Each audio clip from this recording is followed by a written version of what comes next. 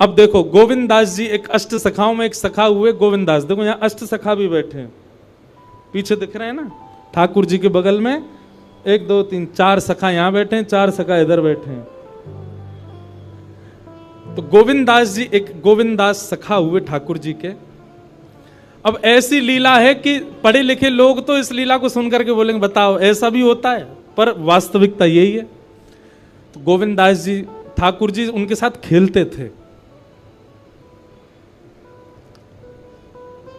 गुसाई जी तो आरती करते श्रीनाथ जी की, और सामने बैठे गोविंद दास को देख करके ठाकुर जी अपने सेन चलाते। गोविंद दास कहते डट जाओ, आरती चल रही है अभी। और किसी दर्शनार्थी को नहीं दिखता था, बस गोविंद दास को दिख रहा है, सूरदास जी को दिख रहा है, चीत स्वामी जी को दिख रहा है, इन अष्ट सखाओं को ही दिखता था। महाराज ऐसी ऐसी लीला गोविंद दास जी के संग करते। गुसाई जी श्रृंगार कर रहे हैं ठाकुर जी का, तो श्रृंगार में मोतियों की लड़ पहना रहे हैं। अब गुसाई जी तो श्रृंगार करते करते इधर उधर कहीं गए, सामने बैठे गोविंद दास पद गा रहे हैं।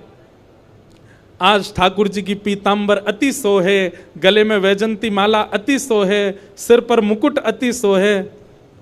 ठाकुर जी यहां मोती उठा रहे हैं, मोती उठा करके गोविंद दास पे मार रहे हैं। गोविंद दास के सिर पे महाराज गुम्माटा उठ गया। गुम्माटा समझते हैं, कभी कभी सिर में जोर से लग जाए तो ऐसे उठ जाता है ना, गोविंद दास का सिर में गुम्माटा उठ गया। तो गोविंद दास पद गाते गाते देखी ठाकुर जी मोती मार रहे हैं, ऊपर से ठाकुर जी ऐसे सींग दिखा रहे हैं। ये लीला गोविंद दास को दिख रही है, बाकियों को ठाकुर जी ऐसे ही दिख रहे हैं। तो गोविंद दास बोले अच्छा तो ये बताऊं, रुक जा। मोती उठा करके ठाकुर जी पे मारा। अब ठाकुर जी पे जैसे ही मारने लगे, इतने में गुसाई जी आया तो गुसाई जी में लग गया वो। गुसाई जी बोले ए गोविंदा जी क्या कर रहे हो तू, हैं ठाकुर जी मोती मार रहे हो। गोविंद दास से हाथ धर के गए, देखो गुम्माटो उठ गो मेरो, तुम्हारो लाला मारे तब कोई बात नहीं, या समझा लो पहले बहुत मारे हमें। ऐसे ठाकुर जी लीला करते थे। गोसाई जी गोविंद दास को हृदय से लगाते, गोविंदा तू कितनो भाग्यशाली, लाला खेले तेरे संग में। दोपहर में हमारे ब्रजमंडल में सारे मंदिर बंद हो जाते हैं 12-1 बजे। उसका भाव यह कि ठाकुर जी गैया चराने गए हैं। अब तो दोपहर के समय जैसे मंदिर बंद होते, ठाकुर जी महाराज फेंटा कस के आ जाते, ए गोविंदा चल खेलवे चल रहे हैं। ठाकुर जी गोविंद दास के संग खेलने जाते। एक दिन ठाकुर जी बोले गोविंदा तू घोड़ा बन जा, मैं तेरे ऊपर बैठ के डोलूंगो। गोविंद दास जी घोड़ा बन गए। घोड़ा बन के ठाकुर जी ऊपर बैठ गए, और गोविंद दास की 2 पौनी बना दी ऐसी, और 2 पौनी इनको ही ऐसे पकड़ पकड़ के ठाकुर जी चला रहे हैं। और ठाकुर जी तो खेले भैया, कछु भी कर सकें। इसलिए भैया ज्यादा नखरेबाज यदि हो तो ये बात लिख लियो, ठाकुर जी ना मिलवे बारे आप हैं। नेक्से से नमक पे, मिर्ची पे, नींबू पे ये घर में अधर कर दियो महाराज, ऊधम मचा दियो, ऐसी नहीं चलो रात भर सोए नहीं। इतने अव्यवस्थित यदि हो तो यूं समझ लियो ठाकुर जी नहीं मिलेंगे आपको, क्योंकि ठाकुर जी तो व्यवस्था छीनते हैं, उल्टा करते हैं ठाकुर जी। गोविंद दास के ऊपर बैठ गए और उसको चलाने लगे। अब चलते चलते गोविंद दास रुक गए, तो ठाकुर जी बोले ए गोविंदा चल, ए मेरे घोड़ा चल। गोविंद दास जी बोले जय जय जय जय, नेक उतर जाओ। ठाकुर जी बोले काय को। गोविंद दास जी बोले लघु शंका लगी है, नेक मुझे जानो है, नेक उतर जाओ। ठाकुर जी बोले ऐसी बात कर रहे हो गोविंदा, हैं कोई घुड़सवार घोड़ा पे बैठ के घूमे और घोड़ा को लघु शंका आवे तो वो का यूं के ओ भैया नेक उतर जा, मैं लघु शंका करके आऊं फिर बैठी हो मेरे ऊपर। गोविंदास जी बोले तो कहा आज्ञा। बोले आज्ञा वो ये जो कह रहा हूं, जैसे घोड़ा बिना आज्ञा लिए अपने व्यक्ति को ऊपर बैठा के सब काम कर ले, बस तू कर ले। तो गोविंद दास जी ऐसे घोड़ा बन करके चल रहे हैं, ठाकुर जी ऊपर बैठे हैं और सब कर आए काम। अब इतने में ही कोई व्यक्ति वहां से जा रहा था। अब उस व्यक्ति को ठाकुर जी नहीं दिख रहे हैं, उसको गोविंद दास चलते चलते दिख रहे हैं। उसने जब देखा अरे राम राम राम राम जी, गोविंद दास जी क्या कर रहा है, हैं घोड़ा बन के चल रहा है, वस्त्रों में ही सब कर रहा है। वो दौड़ करके गया और गोसाई जी से जाके शिकायत कर दी, बोले आप गोविंद दास को इतना सिर पे चढ़ा रखा है, आप उसको ठाकुर जी के सामने बैठा देते हो, पद गाने की सेवा देते हो, आप इतनी उस पर अनुग्रह कृपा। भैया सुनो, ओ भैया पानी बांटवे बारे सुनो, जे पानी तब बटेगो जब भजन होएगो, कथा में पानी नहीं देनो कोई को। वही भी तो प्यास लग रही है, मोते तो पूछी ना तुमने, जनता में बांट रहे हो। भाई देखो श्रोताओं, हमारी बात सुनो, कथा ऐसे सुनो जैसे व्यास जी कथा सुनाते, बिना फोन चलाए, बिना पानी पिए, बिना उबासी लिए, बिना इधर उधर हुए, एक चित्त आपको हम देखते रहते हैं। 3:30 बजे से बैठे हैं, कितने बज गए? 6:30। हमने पानी पिया, पानी पीने को मना नहीं है, पर जब भजन कीर्तन हो तब पियो, है ना। अब जिन जिन पर मिल गया वो डुकुस लो, पी लो और जिनको नहीं मिला वो पद का प्रतीक्षा करो, पद आवे तब ही पानी बांटनो है। ठीक है भैया, पानी वारे भैयाओं सबरे बैठ जाओ, बोलो वृंदावन बिहारी लाल की। मैंने कि हम लीला सुना रहे हैं, जे सबरे इधर उधर क्या कर रहे हैं बताओ।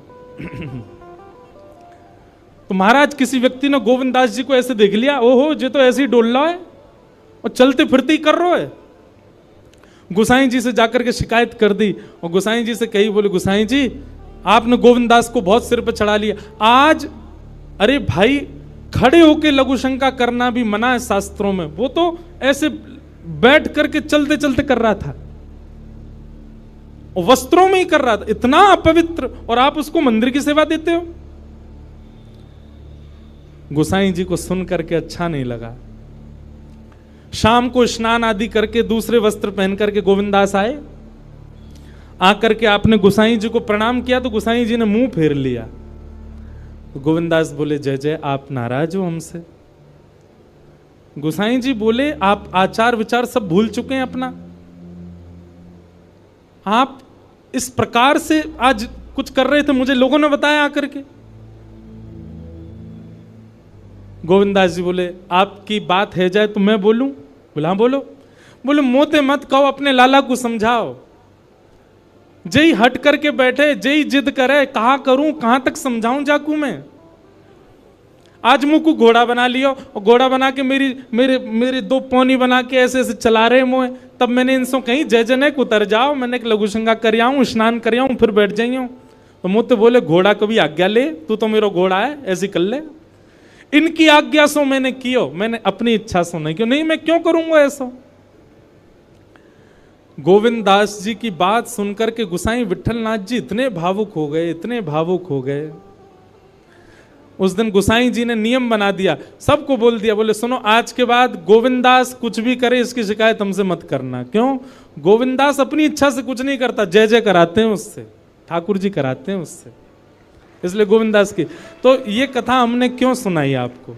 ये कथा हमने उन लोगों को सुनाई है जिनके नखरे बहुत हैं, जो देहाभिमान शून्य नहीं है, जिनका देह इतना अभिमानी हो चुका है कि उस देह के अकॉर्डिंग यदि कुछ ना मिले तो वो विचलित हो जाते हैं। उस देह के हिसाब की अगर कोई वस्तु ना मिले तो वो ऐसे हो जाते हैं, मतलब लड़ लेंगे किसी से, कुछ भी कर देते हैं। इतना ज्यादा देहाभिमानी व्यक्ति यदि हो गया, ठाकुर जी उसको नहीं मिल सकते। घर में जो बने प्रेम से पाले, जैसी व्यवस्था मिले प्रेम से सहले, जैसा व्यक्ति मिले, जैसा व्यवहार मिले, जैसा आपके साथ होवे, सबको स्वीकार कर लेवे। ठाकुर जी वास्तव में, ठाकुर जी विपरीत स्थिति देख के आपको चेक करते हैं कि ये अब विचलित होगा कि नहीं। हमारा विचलन ठाकुर जी को संकेत कर देता है कि हम उनके योग्य नहीं हैं। इसलिए भैया, परीक्षा आने पर सिर पकड़ के वही बालक बैठता है जो पढ़ता नहीं है, लेकिन जो पढ़ा लिखा बालक होता, अच्छे से जिसने अध्ययन किया, वो तुरंत कलम उठा के लिखना शुरू कर देता है। ऐसे ही आध्यात्मिक व्यक्ति है। आध्यात्मिक व्यक्ति कथाओं में जाकर के, सत्संग सुनकर के वो इतना देहाभिमान शून्य हो चुका है कि जीवन में आने वाली विपरीत अवस्था रूपी परीक्षा, उसको देख करके वो सिर पे हाथ नहीं धरता, परेशान नहीं होता, उसका हल करता है, उससे निवृत्त होता है। इसलिए कथा सुनने के बाद कथा ने आपको स्वीकार किया, इसका एक प्रमाण यह है कि फिर आपके साथ जो हो आप उसमें विचलित नहीं होइएगा। अगर आप विचलित होते हैं, अगर विचलन आपके चित्त में आ जाती है, तो इसका मतलब अभी कथा सुनने में, भक्ति करने में, भजन करने में कहीं चूक आप कर रहे हो।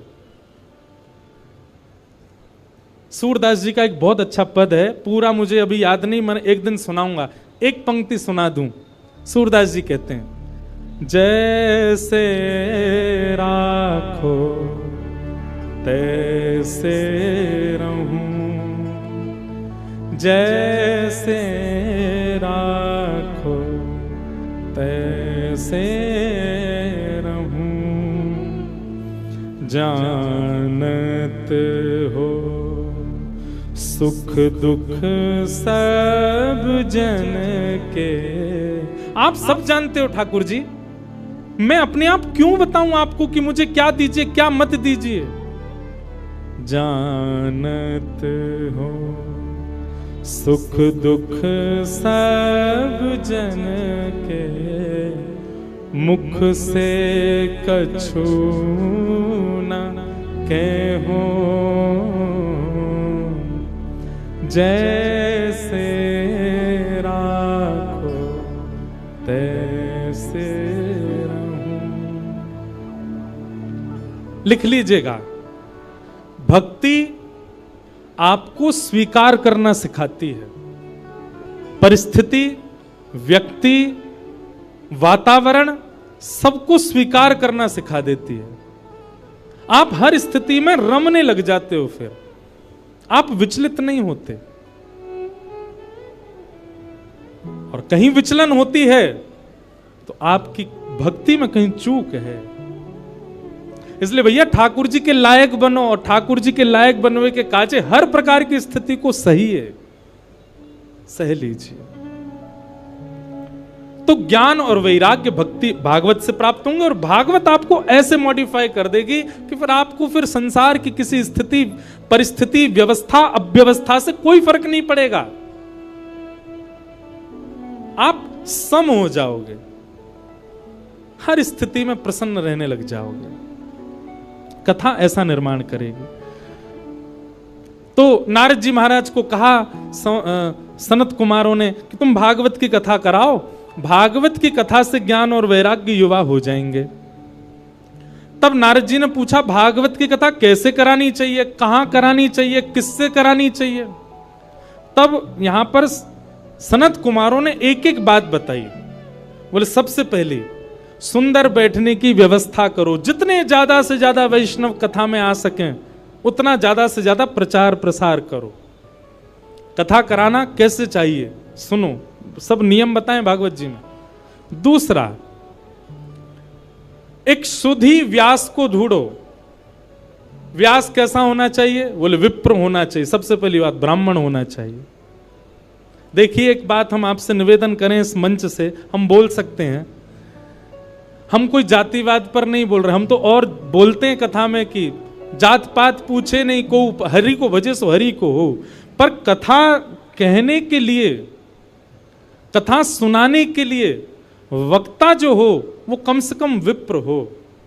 क्यों? क्योंकि आप यदि विप्र से कथा नहीं सुनेंगे तो कथा बहुत कुछ करती है। आपके पितरों को मुक्त करती है, आपके पितरों को निवृत्त करती है, आपके संचित पापों को नष्ट करती है। वो एक विप्र के द्वारा ही हो पाएगा, जो जनेऊ पहनता हो, जो त्रिकाल संध्या करता हो, जो शिखा धारण करता हो, जिसके अंदर विप्र के लक्षण हैं, जो वेद अध्ययन करता हो, उसी से ही आप कथा सुन सकते हैं। सबसे पहला विप्र होना चाहिए।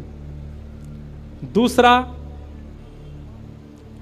व्याख्यान में कुशल होना चाहिए वक्ता। एक विषय का व्याख्यान करना जानता हो, उदाहरण देख करके आपको समझाना जानता हो। तीसरा, धीर बुद्धि वाला होना चाहिए। कैसा भी प्रश्न कर लो, सबके उत्तर देना जानता हो, ऐसा वक्ता हो। वक्ता ऐसा ढूंढिए। फिर तीसरी बात क्या बताई? बोले जितने श्रोता आए सबके लिए कुछ प्रसाद की व्यवस्था, भले ही फल बटे, भले ही मिष्ठान बटे, भले ही नमकीन बटे, कुछ भी थोड़ा बहुत सबको मिलना चाहिए। सबके प्रसाद की व्यवस्था होनी चाहिए। और कथा में जितना ज्यादा से ज्यादा हो सके भगवत चरित्र, भक्त चरित्र, वैष्णव चरित्रों का प्रसंग होना चाहिए।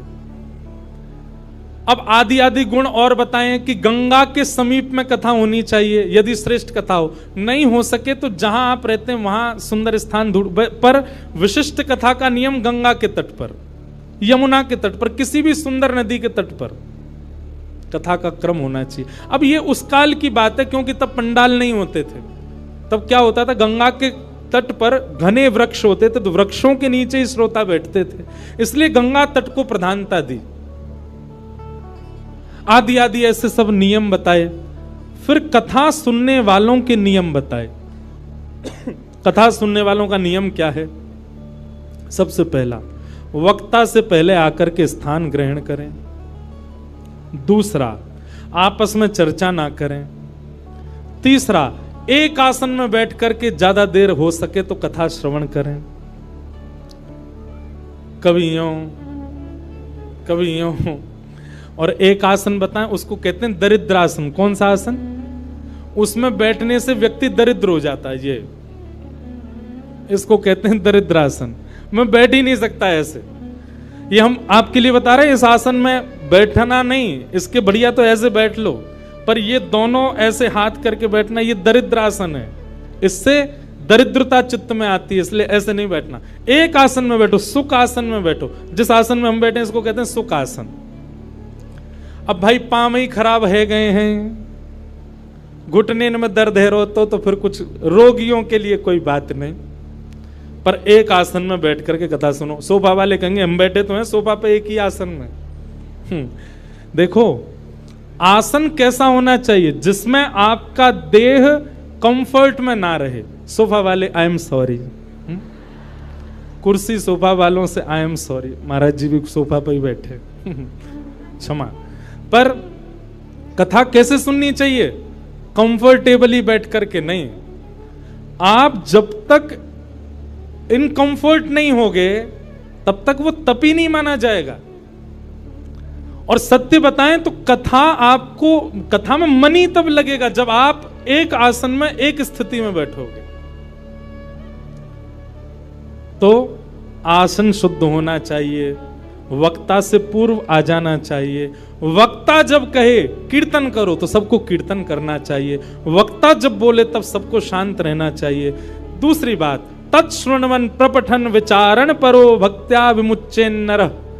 कथा जो सुने उसको याद कर लेवे, घर जाकर के उसका मनन चिंतन करे। और तीसरा, मनन चिंतन करके तुरंत अपनी लाइफ में इंप्लीमेंट करे। आपने कथा सुनकर के केवल सुन लिया लेकिन उसको उतारा नहीं जीवन में, तो आपका श्रोता धर्म पूर्ण नहीं होगा। इस प्रकार से श्रोता को कथा सुननी चाहिए। आदि आदि सब भाव बताए गए, कथा कैसी सुननी चाहिए, कैसे सुनानी चाहिए, सब बातों को बताते हुए यहां पर फिर सनत कुमार कहते हैं, तावत् पापानि देहिस्मिन् निवसन्ति तपोधनाः यावन्न श्रूयते सम्यक् श्रीमद्भागवतम नरैः। बोले भैया आज कौन सा डे है? आज मंडे है, सोमवार है। हमारी कथा विश्राम कब होगी? रविवार को, संडे को। हम सबके जीवन में 7 ही दिन होते हैं। बहुत सावधानी से सुनिएगा सब लोग। आप सोमवार की कथा जब सुनते हैं, ये बात मैं नहीं कह रहा हूं, भागवत जी में लिखा है, आज सोमवार के दिन आप कथा सुन रहे हो तो आज के दिन की कथा सुनने से आपको फल क्या मिला कि आपके पूर्व के जीवन में जितने सोमवार जन्म से लेके अब तक निकल चुके हैं और उनमें हमसे जो भी पाप हुआ है वो आज की कथा सुनने से नष्ट हो जाएगा। कल की कथा आप सुनोगे, कल क्या है? मंगलवार। मंगलवार की कथा सुनो, जितने मंगलवार आ चुके जीवन में सबके पाप नष्ट हो जाएंगे। इस प्रकार करते करते जब रविवार की कथा आप सुनोगे विश्राम दिवस की, और कथा सुनते ही जैसे ही कथा विश्राम होगी आप क्या हो जाओगे? पूर्ण पवित्र। आपका अकाउंट क्या हो जाएगा? 0, सब खत्म। अब अगले सोमवार से आपका नया जीवन शुरू है। आपके पूर्व के सारे पाप शून्य हो चुके हैं। लेकिन अब एक बात और सुनो, यह भी कब होता है? ऐसे तो कोई भी आके बैठ जाए कथा में, दिन भर चोर चोरी करे, शाम को कथा में आके सुन ले कथा। चलो आज का खाता तो खत्म हो गया, पुलिस पकड़ के ले, बोल मुझे पकड़ नहीं सकते, अब व्यास जी ने मना किया, मेरे सारे पाप नष्ट हो गए, आज कथा सुनी आया मैं। सुबह चोरी करी थी पर कथा सुन ली, फिर मैंने सब शून्य हो गया। ऐसा नहीं, आप कथा में संकल्पित होकर के बैठिए। भागवत जी से निवेदन कीजिए, हे भागवत जी, हम 7 दिन के लिए आपकी शरण में आए हैं। हे शब्द रूपी श्री कृष्ण, हम 7 दिन के लिए आपकी शरण में आए हैं। आप कृपा करके इन 7 दिनों में हमसे पूर्व में जो भी अपराध बन गया है उन सबको आप समाप्त कर दीजिए। हम आपको वचन देते हैं संकल्प लेकर के कि हम जीवन में दोबारा ये गलती नहीं दोहराएंगे, तब आप पाप निवृत्त होगे। अच्छा, उसमें शर्त एक और होती है। भागवत जी ने 7 दिन में आपको पवित्र कर दिया और कहीं आपने 7 दिन बाद उन चीजों को पुनः दोहराया, जैसे आप तंबाकू खाते थे, सिगरेट पीते थे, नशा करते थे, जो भी करते थे, आपने संकल्प लिया भागवत जी हमने पूर्व में जो जो किया उन सबको आप समाप्त कर दो, हम वचन देते हैं अब नहीं करेंगे। तो भागवत जी आपको पवित्र कर देंगे 7 दिन में। लेकिन 7 दिन बाद जीवन में फिर कभी आपने वो क्रिया की तो फिर जितनी आपकी नष्ट हुई है मल्टीप्लाई इनटू 1000 होकर के दोबारा लग जाएगी। 1000 गुना ज्यादा होकर के आपको वह पाप पुनः लग जाएगा। इसलिए भैया, जो अपने व्यसन नहीं छोड़ सकते, हम मंच से कह रहे हैं कल से कथा में आप नहीं आइएगा, क्योंकि आप उस व्यसन को नहीं छोड़ पा रहे हैं और कथा आप सुन रहे हैं, क्या फायदा? मल्टीप्लाई इनटू 1000 हो जाएगा और ज्यादा आपको पाप लग जाएगा। इसलिए कथा सुनने की सामर्थ्य वही लोग रखिएगा जो पुनः संकल्पित हो जाते हैं कि हम नहीं करेंगे। 2-4 लोग मुझे उठते से दिखाई दिए, नहीं बेचारे वो किसी को ढूंढ रहे फोन पे। मुझे लगा कि 2-4 लोग उठ रहे हैं, इसका मतलब ये सोच रहे होंगे कि यार गलत फंस गए हम तो कथा में, हम तो छोड़ ही नहीं सकते अपना व्यसन, और ये व्यास जी तो यहां तो पूरी कसम बसम खिला रहे हैं। भैया हमारी एक बात सुनो, संबंध किसको कहते हैं? जहां पर एक व्यक्ति अपने दूसरे प्रेमी के लिए स्वयं को बदलता है। कथा हम लोग ठाकुर जी से संबंध बनाने के लिए सुनते हैं, तो क्या हम इतना नहीं बदल सकते कि जो हमारे बुरे कर्म हैं, जो हम गलत क्रिया करते हैं, और विशेष रूप से सुनिए ध्यान से पंजाब के हमारे युवा भाई बहन, वैसे तो यहाँ सब अच्छे ही बैठे हैं, पर आपके जो मित्र आदि हैं बहुत व्यसन में पड़े हुए हैं। पंजाब सबसे समृद्ध प्रांत है भारत का। जैसे शरीर में सारे पार्ट्स आपके ठीक हैं, पर माइंड खराब हो जाए तो सबको खराब करने की सामर्थ्य केवल माइंड में है। ठीक वैसे ही भारत के अनेक प्रांत हैं, पर भारत का सबसे समृद्ध प्रांत पंजाब है। इसका मतलब भारत की बहुत सी इकोनॉमी पंजाब के लोगों से चलती है। बिजनेस में देख लो, इंडस्ट्री में देख लो, गायकी में देखो, हर जगह पंजाबी आगे हैं। यहां के लोग ही अपना खान पान और व्यसन नहीं छोड़ेंगे तो पूरे भारत पर उसका इंपैक्ट पड़ेगा।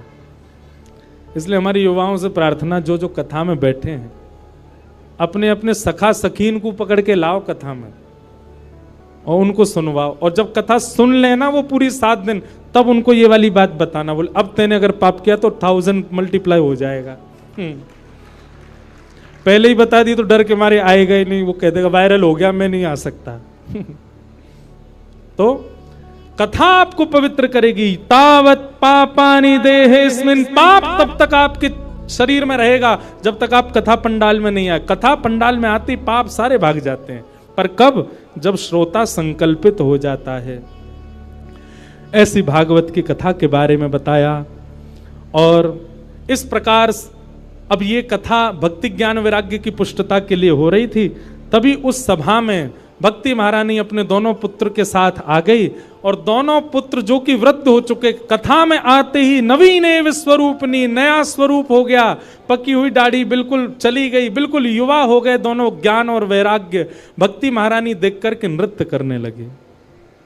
भक्ति सुतौ तौ तरणौ गृहीत्वा प्रेमैक रूपा सहसा विरासीत्। श्री कृष्ण गोविंद हरे मुरारे नाथेति नामानि मुहुर्वदन्ति।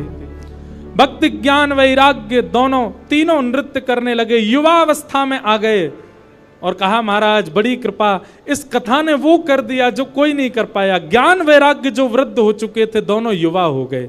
भक्ति अपने युवा पुत्रों को देख करके प्रसन्न हो गई। तो भागवत जी क्या करती हैं?